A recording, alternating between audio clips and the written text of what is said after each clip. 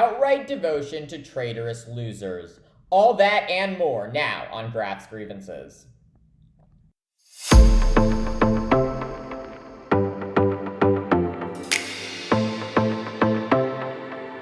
In an extraordinary New Year's Day session, the Republican-controlled Senate joined with the Democratic-controlled House to override President Donald Trump's veto of a sweeping defense bill.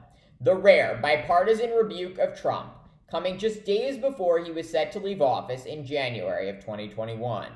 Trump choosing in part to veto the $741 billion bill because it called for changing the name of military bases that honored Confederate officers.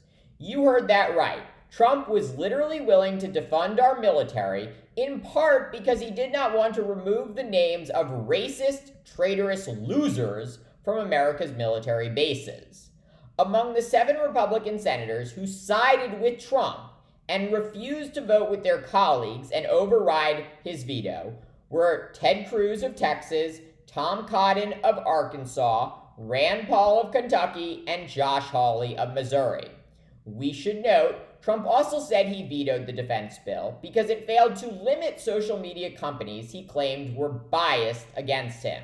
Of course, that red herring has nothing to do with defense spending and should never be in a defense bill.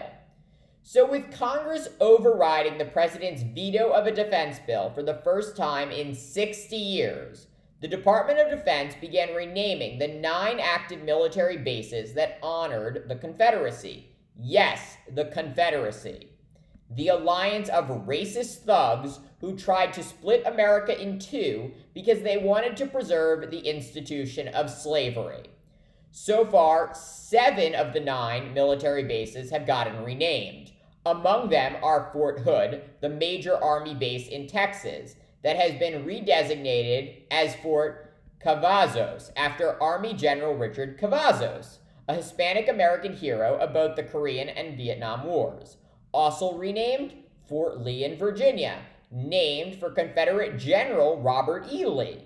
Now redesignated as Fort Gregg Adams, in honor of Lieutenant General Arthur Gregg, a brilliant African-American logistics officer, and Lieutenant Colonel Charity Adams, the first African-American officer in the Women's Army Auxiliary Corps in World War II.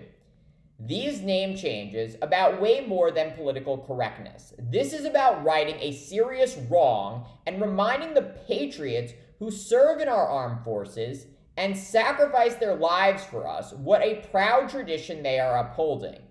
It is frankly unconscionable that anyone would have ever named a U.S. military facility after a Confederate soldier. The Confederacy killed more U.S. soldiers than anybody else in history. Those who sided with the Confederacy and fought for their cause were America's greatest enemies. And thanks to the heroic leadership of President Abraham Lincoln and the brave men and women who fought to preserve the Union, the United States not only persevered, but grew into the most powerful, wealthiest nation on earth. America's triumphant victory over slavery and division is confoundingly something a growing number of Republicans do not wish to celebrate. Seeking the 2024 GOP presidential nomination, Florida Governor Ron DeSantis and former Vice President Mike Pence have said that if elected, they would rename at least one military base after a slave-owning Confederate general. In addition, Politico reports that some Republicans on Capitol Hill are also diving back into the fight over Confederate-named assets as part of their government spending bills. What are these guys doing? Why do they so admire racist, traitorous losers? This certainly cannot be the way to win national elections, but might be the clearest indication yet that the Republican Party is far, far away from vanquishing Trump.